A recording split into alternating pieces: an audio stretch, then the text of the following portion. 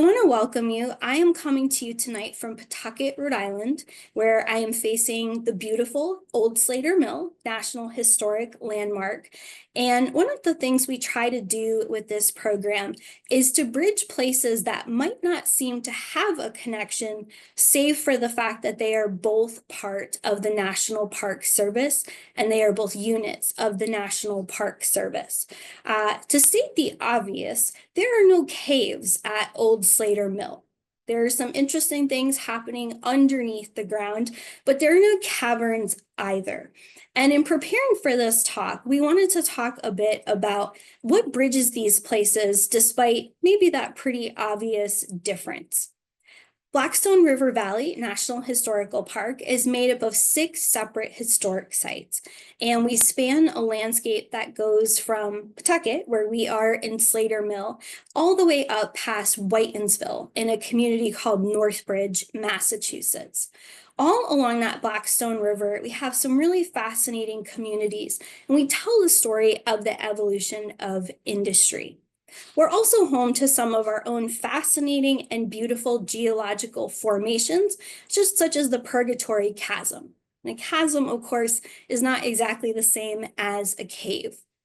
When we were thinking about what we had in common, there were some obvious aspects. For example, both in a cave and in an old mill building, you might be dealing with bats in ways that are either welcome or unwelcome.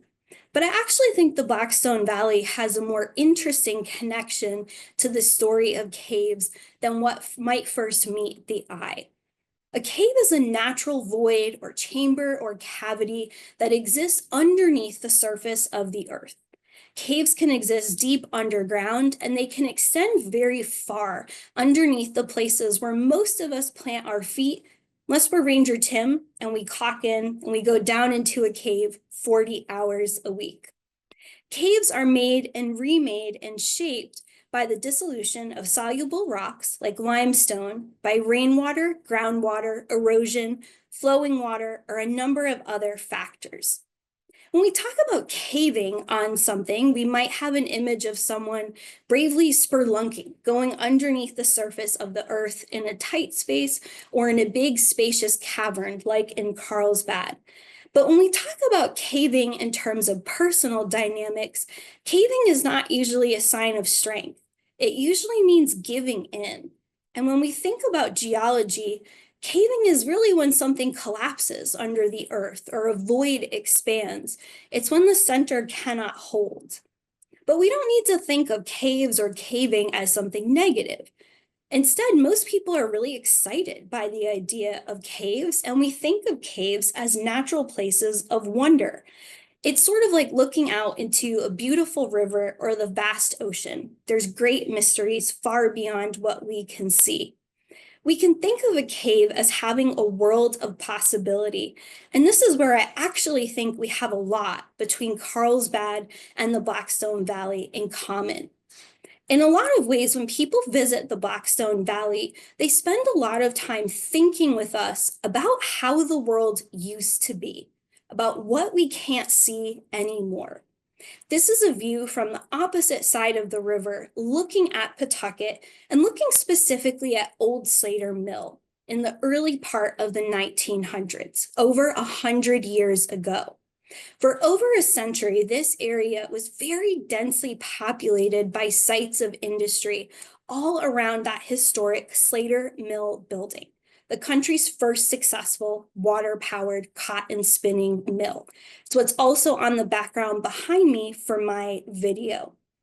In a lot of ways, the evolution of this area has been a rise and a fall, and the creation of voids, the creation of places where we know something used to be, but where people caved in. They gave in to a different kind of social change. This is what this area looked like by around the 1950s. It's completely different. We don't see the same kind of dense population of buildings.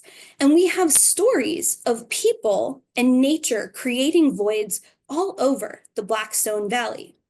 When I thought about caves and interesting things that happen underneath the ground, I couldn't help but think of a little village called Lonsdale. This is one of our premier mill villages. After people started building textile mills, they built entire communities where people lived and worked within walking distance.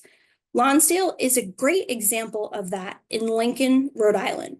In the center of these communities were company stores. And in Lonsdale, the company store, which had a barber shop, a candy shop, a basic store, as well as many other functions like a dance hall, was right in the middle of that village. It's the kind of long building next to a church before the great wide open area adjacent to a bend in the river with a large mill alongside. This is what the building looked like not quite 100 years ago. You can tell this in the middle of the 1900s. And this building persisted for many decades after 1869 as a commercial hub in Lonsdale. In December of 2022, this building caught fire in a freak incident, and it burned and was demolished. If you were to go by this today, you would know that something was once there, but you might not be sure what you would have been looking at unless you had that memory of what was once above the surface or street level. We have a similar situation that occurred just north of us in another park node in a place called Hopedale. Just before that fire in 2022 was a multi-year demolition project in another textile village, a place or a company town called Hopedale, Massachusetts. In Hopedale, the multi-million square foot Draper complex was slated for demolition, not an unnatural happening, but not a natural happening, but a human happening starting in 2020. And over the course of a year plus, the building was gutted and eventually demolished, leaving to almost no trace today. The first year after this was demolished, when I led a walking tour, people felt this unbelievable void when they looked out onto this landscape. Even if they had no memory of there having been a massive structure above ground, they could now see underneath that surface level and see where water had once shaped the landscape. They could see that something had been there to fill the void, but they weren't always quite sure what. We have also been shaped like caves in many other ways. Shortly after Slater Mill turned into a textile museum, it was rocked by a hurricane, and people had to do the work underneath the ground to transform the space again. We've also had really magnificent parts of our landscape rocked not just by water, but by fire. The famous Crown and Eagle Mill of Uxbridge, Massachusetts, caught on fire in 1975 and was nearly a total loss. But people with vision could look at those remains and remember the water flowing underneath the Earth's surface, and they imagined a different future for this site. And that's where I think we have the most interesting connection with Carlsbad.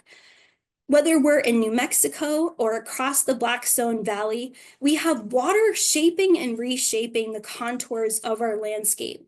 And we have people walking, as we usually have to do, above the surface of the earth, but imagining something different, even in a place where there might be a void.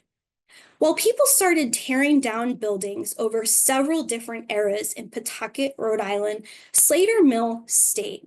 And people started to see something different, a new possibility here.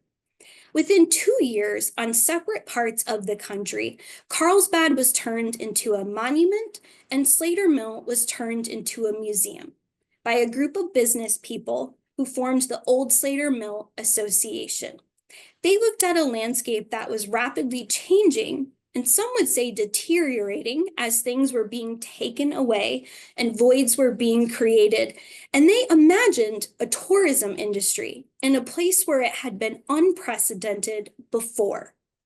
All throughout the 1920s, as the monument in Carlsbad was being formed, business people had a vision for the future of this mill. And we have now been run as a museum for over 100 years.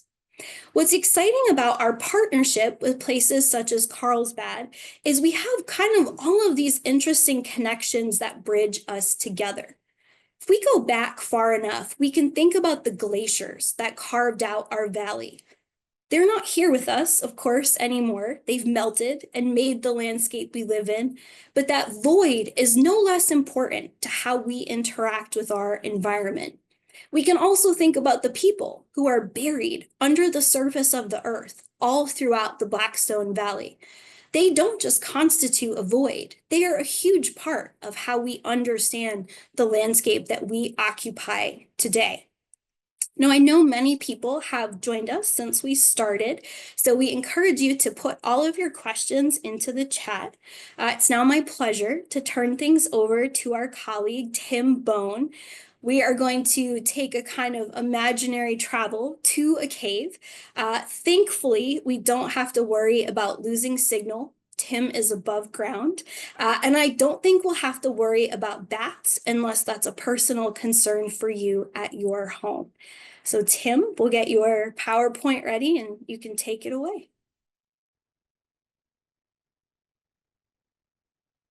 I can stop sharing.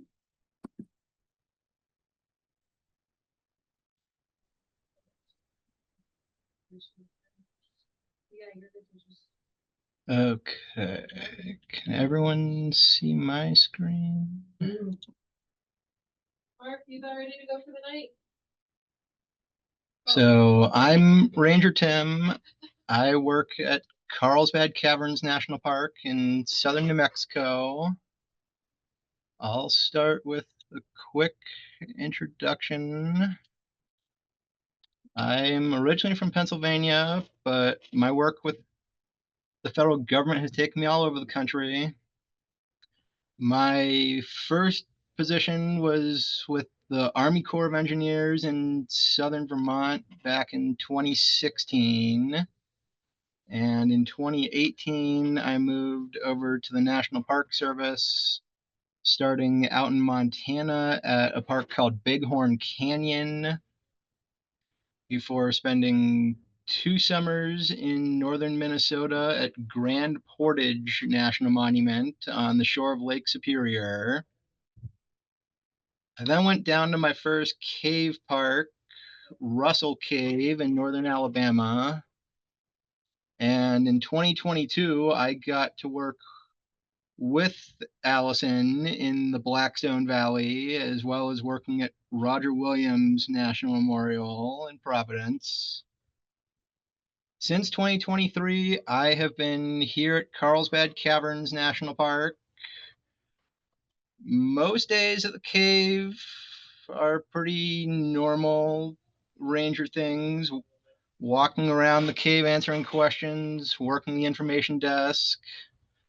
But occasionally I get to put on my caving helmet and my caving clothes and lead tours off the trails or go crawl around on my hands and knees. And every once in a while, I get to dress up as our park mascot, Carl S. Bat, and dance around for the visitors. Carlsbad Caverns National Park is located about 30 miles outside of Carlsbad, New Mexico. We're also about 150 miles from El Paso, Texas. There are a number of other parks in our area. We are just up the road from Guadalupe Mountains National Park. It's about 45 minutes from us, or about an hour from Carlsbad. There's the Chamizal National Memorial in El Paso. White Sands National Park is about 3 hours away from us in southern New Mexico by Alamogordo. Fort Davis National Historical Park is 3 hours in the other direction in West Texas. And many people also go to Big Bend National Park. That's about 5 hours away. And there are other cities in the area. El Paso and Carlsbad are the closest ones, but I'm sure many of you have heard of Roswell with its UFOs, or many people will fly into Albuquerque, or within a day's drive of a number of large cities and other national parks. The cave has a long natural history. Before we were a cave, we had the Delaware Sea about 260 million years ago. The Delaware Sea, we know it existed in this region as we have found many fossils of shellfish throughout the cave, mostly an inch or two in diameter, not very big fossils. And over time, the Delaware Sea was cut off from the surrounding oceans and it dried up, becoming what we now call the Permian Basin. And the Guadalupe Mountains, including the mountain that contains our cavern, were pushed up and out of the basin. The earliest stages of cave formation date back approximately 4 to 6 million years. It's believed our cave formed from an upwelling of sulfuric acid that dissolved away the limestone in the mountains. And that left behind a lot of gypsum. Here we've got some examples of gypsum blocks throughout the cave. All of those vertical holes or grooves in the gypsum are naturally caused from dripping water. And over time, the gypsum fell off the limestone walls, leaving behind a blank canvas for new cave formations to grow. And while cave formations have grown at different speeds throughout the millions of years we've been a cave, current growth within the cave is estimated to be about an inch every century. We have estimated that from a small section of cave, maybe a 50-foot tunnel where we had to drill our own tunnel to connect two smaller chambers on a tour route, and that tunnel was excavated in 1932. In the 93 years since then, we've seen almost an inch of growth. But Carlsbad Cavern has about 42 miles of known passageways. Only 2.5 of those miles are open to visitors. I have been a few places that the visitors haven't gone, so I have probably seen 4 or 5 miles of the cave. And Carlsbad Caverns National Park, we're not just protecting a singular cave, the one that everyone gets to go inside, but we have over 130 caves in our park. Some of the other notable caves in the park are Slaughter Canyon Cave, which we are hoping to bring tours back to eventually. And we also have Lechuguilla Cave, which was first discovered in 1986 and has since been mapped to over 150 miles in length, making it the 9th longest cave in the world. And Lechuguilla Cave is only open to scientific research expeditions. Rangers like myself don't get to go in Lechuguilla Cave without very good reasons, and most of us are not even on the need to know list regarding its exact location within the park. So here's an image from inside Lechuguilla Cave from one of the research expeditions. One of the things we've learned from the impact we've left on Carlsbad Cavern is to keep Lechuguilla Cave as pristine as possible, only research trips, leave as small of an impact as possible to preserve these beautiful formations that are irreplaceable. The cave also has a long human history. We know Native Americans lived in the region around the cave for hundreds, if not thousands, of years before the first recorded caving expeditions. But there is very little record of them using Carlsbad Cavern as we know it today. Our cave has a lot of areas that are just straight drops where you would need ropes or a ladder or very good rock climbing experience. And all throughout the Guadalupe Mountains, there are hundreds of other caves, many of which you could simply walk into without any major rock climbing. So while we know Native Americans were in the area around our cave, we have pictographs just inside the cave entrance. There's very little record of them going deep inside the cave. The first caving expeditions for the sake of caving are believed to have occurred in 1898, led by local cowboys and ranch hands working just a few miles away in the Permian Basin. The name that comes up the most in our history is Jim White. Jim was said to be working on a ranch just a few miles away one evening when he saw what he thought was a column of smoke coming from the top of the mountain. And Jim rides his horse up here thinking he's going to find a wildfire or maybe a volcano getting ready to erupt. But when Jim gets up here, he doesn't find anything burning. Instead, what Jim finds are hundreds of thousands of bats flying out at sunset, like we still see every summer. And when Jim saw how many bats were coming out of our cave and the size of the cave entrance, he said it has to be a whale of a cave down there for that many bats to call it home. So Jim goes into Carlsbad trying to convince locals to come explore the cave with him. And he doesn't get too many takers. Jim is 16 years old at the time and only has a third grade education before dropping out of school to become a cowboy. So understandably, no one is rushing to go out to the mountains with the 16-year-old.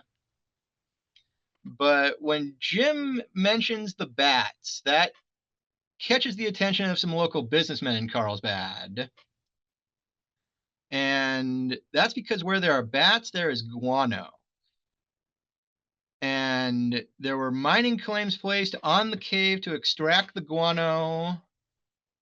And Jim was hired as their foreman since he was willing to explore the cave.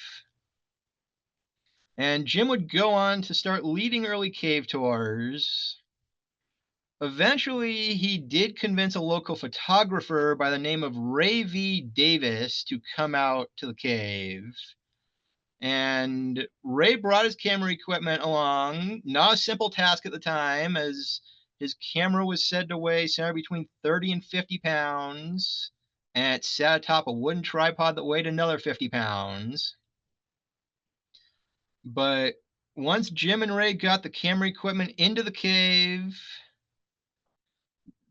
Jim and Ray took a number of pictures, but Ray could only carry about 24 slides in his backpack. So you had to be very selective of what you wanted to capture in the cave.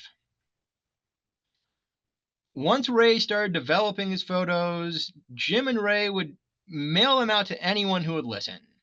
Newspapers, advertising agencies, politicians. Eventually, Ray's photos got picked up by a couple publications, National Geographic magazine and the New York Times. And many of Ray's photos were initially published upside down, as the editors couldn't tell which was up inside the cave. But in 1923, Ray's photos made it to the Oval Office and the desk of President Calvin Coolidge. And President Coolidge signed an executive order establishing Carlsbad Cave National Monument. 7 years later, in 1930, an act of Congress would make us Carlsbad Caverns National Park as we know it today. And in the early days of us being a national park, tours of the cave were led by rangers, including Jim. But starting in the 70s, the cave became self-guided. And our cave also has an interesting industrial history. Of course, it started with the guano mining in the early 1900s. And most of that guano was scooped into bags of 50 or 100 pounds, where it would be loaded onto wagons going back to Carlsbad. And from Carlsbad, it would be loaded on trains going west to California to fertilize citrus groves. So if you had an orange or a lemon from California in the 20s or 30s, you likely had our bats to thank for your fertilizer. But guano could also be used to make gunpowder. And the cave also had an interesting role in some research during World War II. In other parts of New Mexico, you had things like the Manhattan Project developing the atomic bomb. But in southeastern New Mexico, you had Project X-Ray. A gentleman from Pennsylvania sent a letter to President Franklin Roosevelt saying how he had just visited Carlsbad Caverns and suggested that the bats be weaponized for the war effort. And President Roosevelt sent this letter on to the War Department saying, I know this man personally. He is not crazy. We should consider his idea. So Project X-Ray involved capturing hundreds of bats from inside Carlsbad Cavern, and they were stuck into a freezer to put them in a deep sleep. And while the bats were sedated, onto each bat, they strapped a small incendiary device about the size of a AA or AAA battery. And these bats were then loaded into an empty bombshell. The idea being that if the bomb was dropped over a city, the bats would be released and would fly out, taking shelter in attics or eaves of houses or factories. And the incendiary devices would then be detonated, burning down a city overnight while everybody slept. But since the Manhattan Project was successful with the atomic bomb, Project X-Ray did not see any use in the war.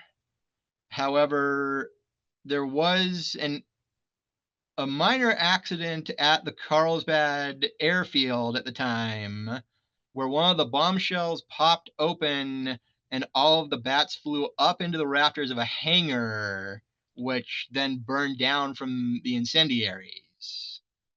So, unintended proof of concept, but was never used overseas in the war. The cave really became a tourist attraction in the 30s and 40s with the help of our first superintendent, Thomas Bowles, or as he liked to call himself, Colonel Bowles. Colonel Bowles never served a day in the Army. He just gave himself the honorary title of colonel, even less of a colonel than Colonel Sanders. But Colonel Bowles really helped put our cave on the map and make it a tourist attraction. And Colonel Bowles even helped get some of the highways through the basin established to make traveling to and from the cave easier for the average American. In more recent years, the Permian Basin has become one of the richest oil fields in our country. And while you can see here looking out into the basin from the park, it just looks like empty desert below. Once the sun goes down here, the basin lights up like a city full of oil infrastructure. And we have relatively dark skies, but we are working with the oil companies to try and minimize that light pollution to keep our skies as dark as possible. And we are studying how this light pollution might be affecting our bat populations. Within the cave itself, we do have quite a bit of infrastructure. There have been lights inside the cave as far back as the 1930s when they ran off of diesel generators. But these days we are on the power grid. There are about 19 miles of electrical cables in the cave to keep all the lights on and our emergency phones operable. And we shut the lights off and we close every night and turn them on when we arrive in the morning. So when I go down to the cave in the morning, this is what I see. When all the lights are off in the cave, there's no sunlight reaching from the surface.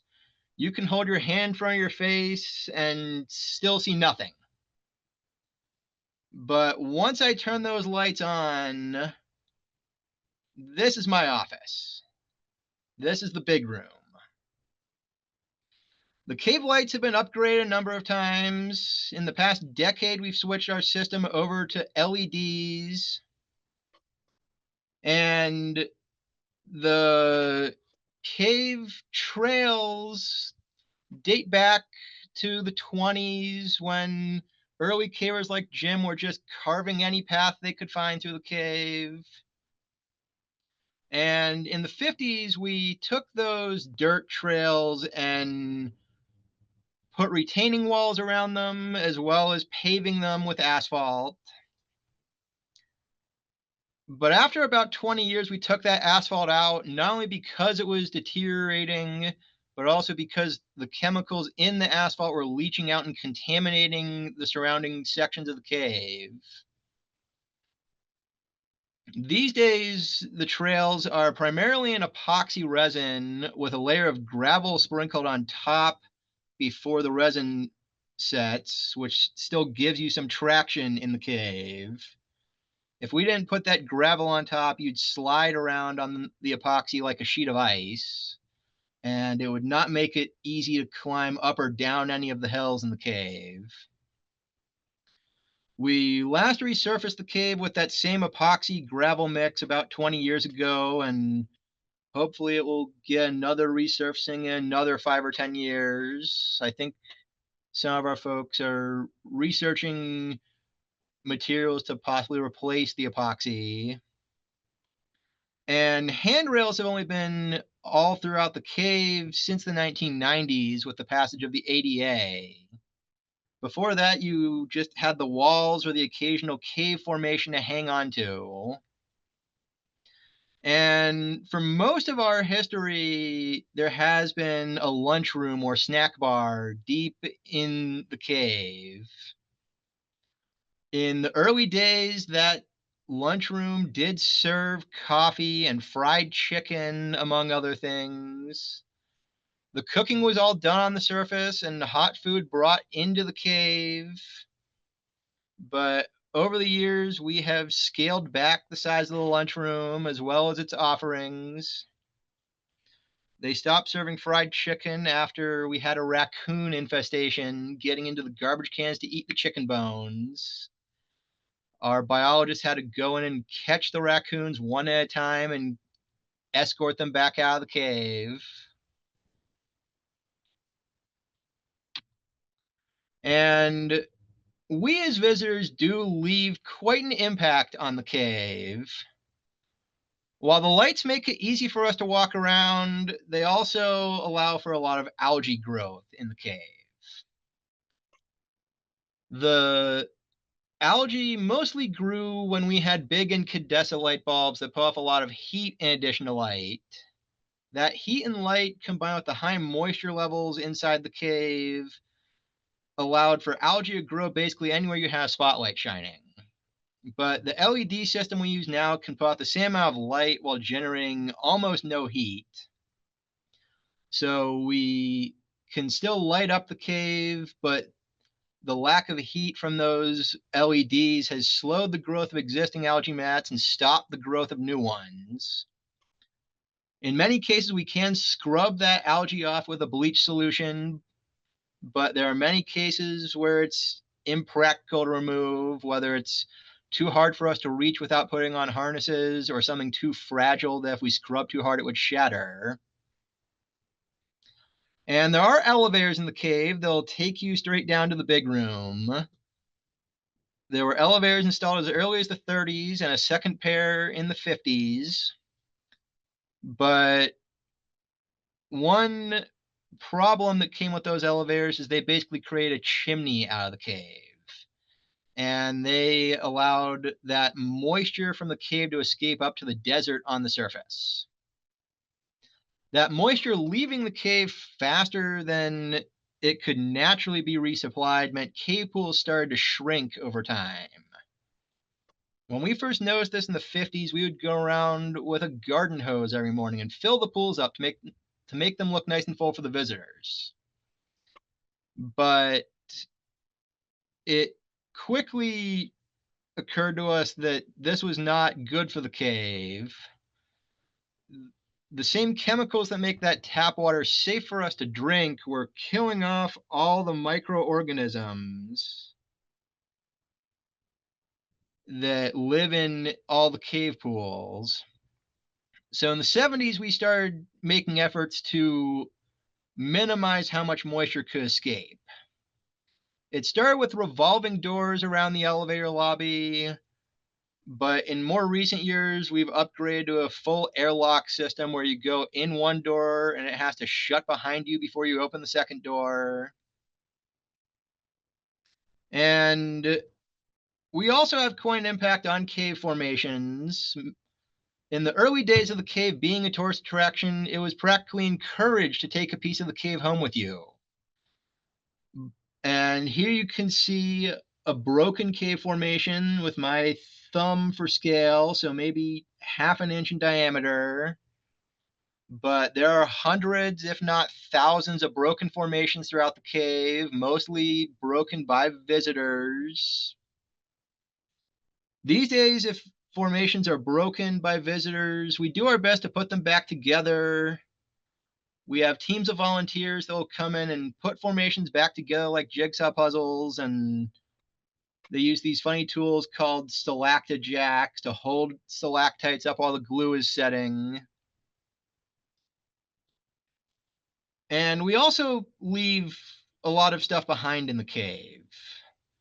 While you're walking around the cave, there's hair and lint and other things falling off of you that you're not even noticing.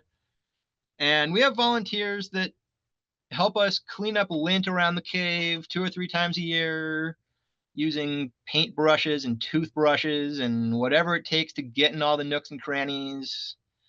One team last year spent an entire week cleaning up the big room, and at the end of the week, they had 30 pounds of lint out of the cave. And we also have some effect on the atmosphere within the cave. The cave can circulate its entire air supply in a period of about 36 hours, so we don't have any artificial ventilation in the cave. But if there are too many people in the cave, it can make the cave more acidic, which could speed up the rate that the formations are being eroded away. So we do limit how many people can enter the cave in a day. I think right now it's about 2,500 visitors per day. And we tell people, don't bring anything in the cave with you. Just water, no other food. As I've shared with Allison, I've had to clean up some pretty disgusting things in the cave that none of you need to hear about. One of those other duties as assigned is just cleaning up everyone else's messes. When we're going around the cave at the end of the day to shut the lights off, we're picking up trash and anything that got spilled. I keep cleanup kits strategically positioned all throughout the cave in case it's a bigger mess than I'm equipped to handle with my backpack of cleaning supplies. And if you do come to visit our cave, the main attraction is our self-guided tour. The self-guided tour will get you access to the main corridor of the cave as well as the big room. And it is $15 for adults. Children under 16 are free of charge. If you have a National Park pass, that will get the pass holder and up to 3 other adults in free of charge. We are starting to bring back ranger guided tours. The King's Palace, we are hoping to offer 2 or 3 times a day, daily, when staffing levels allow. And Lower Cave is one of my favorite tours, going about 90 feet below the big room. And this image is the Colonel Bowles Formation, named after our superintendent.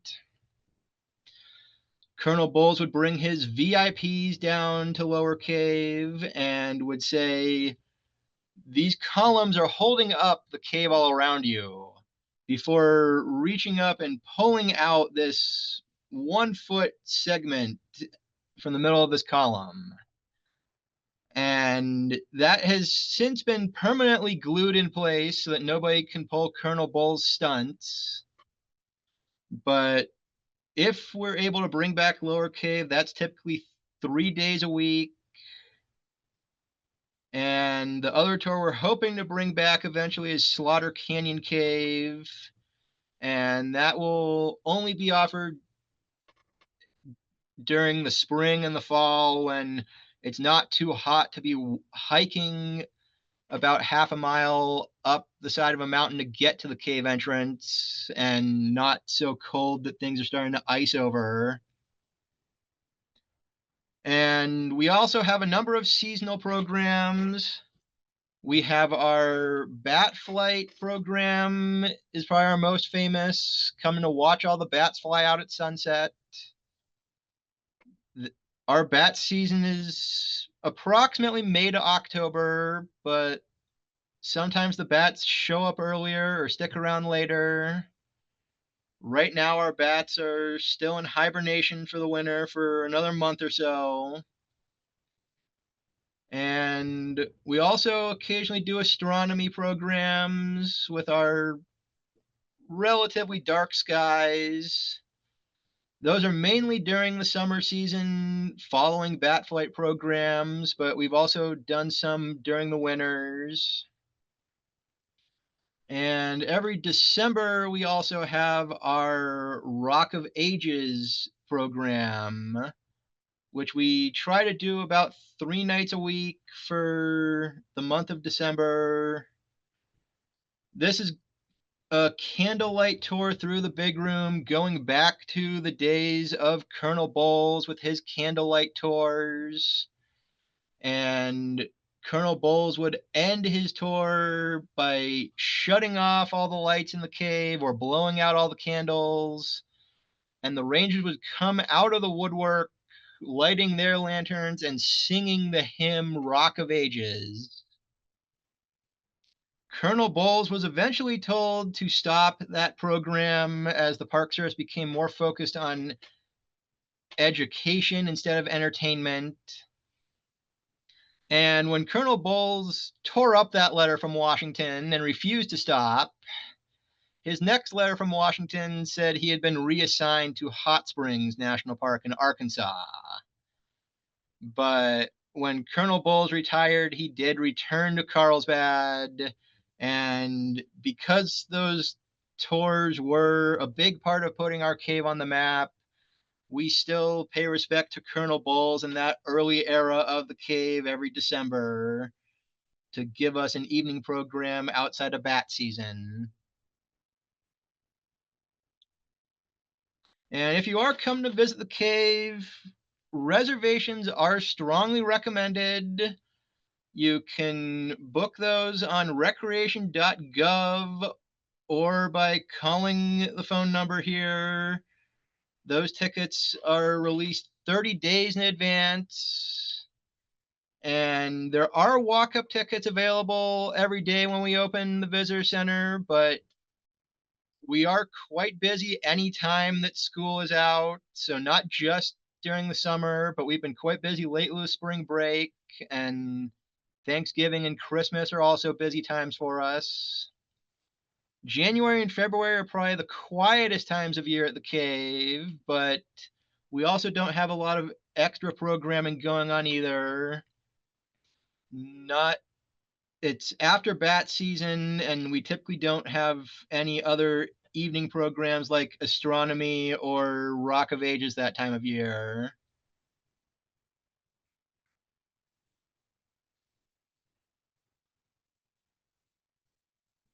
And I know Allison is maybe keeping some questions for me. I am. I was just going to say, Tim, thank you, first of all, for a great presentation. I don't know if you know this, but Jill and I end every tour of the mill by turning out the lights and singing Rock of Ages a cappella. So it's not just Colonel Bowles. No, thank you so much. And I think it is so helpful to look back at a place like Carlsbad or a place like Slater Mill and to recognize that in 100 years of being an institution for tourists, it's so different depending on what decade we are thinking about. We got a number of questions about the natural world relative to the cave. So we'll start with a question about bats. If you could share with us approximate lifespan for bats at Carlsbad and a little bit about the most common and the most rare bats that people might encounter. So the most common bats in our cave are the Brazilian free-tailed bat. They are a migratory colony, so they are still in Central America for the winter, but they'll be back in a month or two and make their trip south late October, early November. And Brazilian free-tailed bats are relatively small.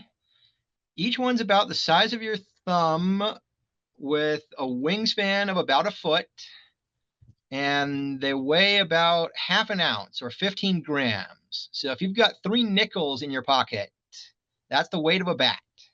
Oh. But what they lack in size, they make up for in numbers. Our bat colony is estimated to be somewhere between 3 and 500,000 bats. And there are 2 other bats that live in our cave, the cave myotis and the fringed myotis. It's believed that their colonies are much smaller, and they go down below the big room to go into hibernation for the winter. So they're still hibernating at the very bottom of the cave, almost 300 feet below the big room, in an area that we call Lake of the Clouds. It is the deepest known point in the entire cave system, approximately 1,040 feet underneath our visitor center. So someone had a question about crystals. If you could talk, if there are crystals, what types are there and how do they range in size? And maybe just generally, are formations still growing inside of the cave? So the cave is still considered to be active. For the cave to actively be growing, you need that dripping mineral-rich water. Depending on which survey you look at, it could take rainwater anywhere from 6 months to decades to get down through 700 feet of stone to the big room. And only about 10% of the cave is active. That water is simply following the path of least resistance until it finds a place to drip and leave those minerals behind. But the cave does not grow very quickly, as I mentioned. It's about an inch every century. And the main mineral in our cave is calcite, but it can take many different forms. We have, of course, stalactites and stalagmites. There are the ones most people know about. Stalactites hang down from the ceiling, stalagmites growing up from the floor. But we also have draperies and cave popcorn and cave pearls and soda straws. So while it's the same mineral, it can take many different shapes and sizes all throughout the cave. Now, this is more of a human history question, but you talked a lot about those great early photographs and how important they were in getting an initiative to turn this into a monument. Do you have access to those photographs? And someone else asked, could you talk a little bit more about maybe in a pre-internet era, how did people put them upside down? What was maybe confusing to them that might be different for us today, having seen caves even just on the internet? So the thing is, we've got cave formations growing from both the floor and the ceiling. And in some sections of the cave, they can be quite numerous, sometimes in the hundreds of formations growing from one spot on the ceiling. And when Ray and Jim would mail these photos out to different publications, when the editors would get Ray's photos, they couldn't tell which way was up inside the cave unless you had Jim or Ray in the frame as a point of reference. Because you had things growing from the floor and the ceiling, unless you had something recognizable like a person in the frame, it could be quite hard to tell what's growing from the ceiling and what's growing from the floor, which way is up in this image. That's so fascinating. Do you know if there have been any major archaeological expeditions inside of the cave or investigations? So there has been some archaeological research done. We know that there are over a dozen different tribes that trace their history back to Carlsbad Cavern in this region, but there is not much that can live at depth in the big room because there's no sunlight. The cave stays about 56 degrees Fahrenheit all year round, no matter what the weather's doing outside. So it's too cold and too dark for most things. The only things that really live down there besides the bats are cave crickets and cave spiders. And we did have a couple cases of plants growing where they found just enough of a cave soil to grow in with one of our spotlights shining on them for their photosynthesis. But we try to take measures to remove any foreign plants or animals from the cave as quickly as possible. Now, Tim, I love this question. What is your favorite thing about working in a cave? Besides getting to say you are a caveman or cave ranger, which you do not infrequently. So, I mean, I love just walking around the big room, and my background is in geology. So having the big room for my office, it doesn't get much better. And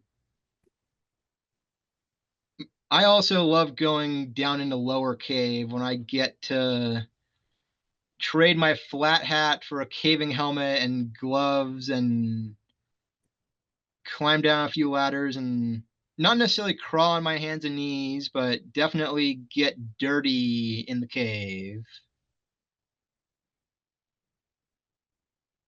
Now, you mentioned early on in your presentation something that I hadn't connected as something between our parks, which is we often talk about the span of the Blackstone River.